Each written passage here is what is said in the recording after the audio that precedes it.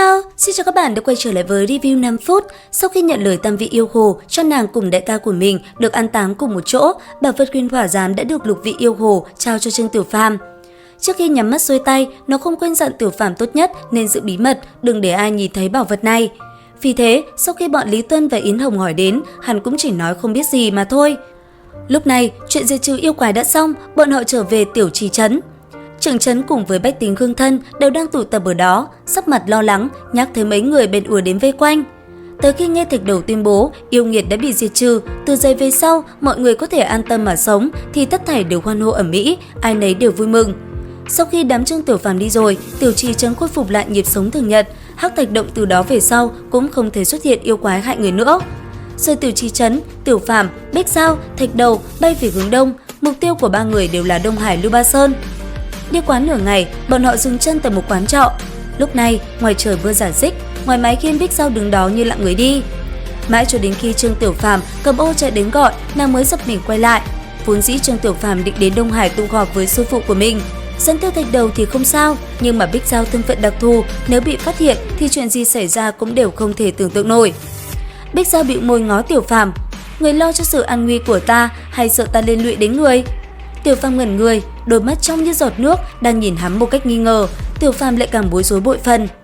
Lúc này, Bích Giao lên tiếng, ta đã đứng một mình ở chỗ này và trong tâm thì nghĩ rằng nếu như cả hai ta thật sự bị giam hãm đến hết đời trong tích huyết động, có khi lại là tốt hơn. Trương Tiểu Phàm toàn thân chấn động một cái, miệng cố gắng nở một nụ cười, thốt, cô nói đùa linh tinh gì vậy? Nói xong, quay người bước như chạy trở về. Bích Giao nhìn theo bóng hình hắn khuất xa, rồi từ từ cúi đầu, khẽ thốt chỉ đủ để cho mình nghe. Ít ra, ta sẽ không bao giờ hối tiếc. Trương Tiểu Phàm bước vào trong hành lang, thoát khỏi gió mưa, trong tâm phảng phất thấy khuây khỏa. Chả hiểu tại sao, mỗi khi đối mặt với cô gái ma giáo xinh đẹp đó, trong tâm hắn luôn cảm thấy rất căng thẳng. Áp lực đó có lẽ bắt nguồn từ thân phận của cô.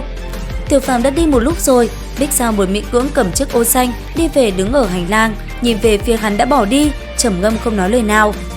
Lúc đó từ đằng sau cô, bóng đen tự nhiên chuyển động và hiện ra một bóng người toàn thân vận đồ đen, khuôn mặt cũng che một tấm da đen mỏng, đi đến gần Bích Giao.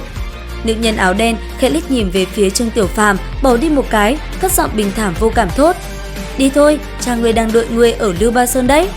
Sáng sớm hôm sau, khi cả hai vừa chuẩn bị lên đường thì Thạch Đầu nhận được thư của sư phụ hắn, cho nên chỉ đành cáo biệt tại đây.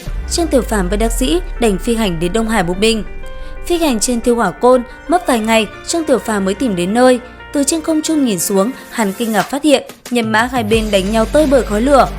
Lúc này, phía trước có một đạo bạch quang, phía sau có ba đạo hoàng, hồng, bạch quang nhằm hướng hắn mà lao tới.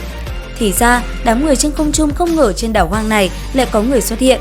Kẻ tưởng đó là quân mai phục, người lại nghĩ gã là tiếp ứng của địch nhân, thành ra đều xuất thủ một lượt nhằm gã mà đánh tới.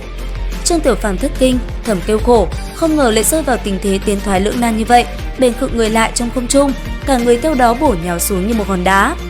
Xuống mặt đất lúc này, hắn đã nhận ra đối phương chính là đám người đã gặp tại Vạn Bức Cố Quật, Giác Cẩu đạo nhân. Giác Cẩu đạo nhân hiện đang giữ chức tiên phong của ma giáo, đảm nhận quân doanh tiền trạm. Lúc này, y đang đuổi cơn cuồng nộ, chỉ vào đám tăng nhân của Thiên Âm mà tự chửi báng thấp tệ. Cùng đứng với lão còn có đám niên lão đại, Lâm Phong, Lưu Hạo cùng một thiếu phụ dung mạo xinh đẹp.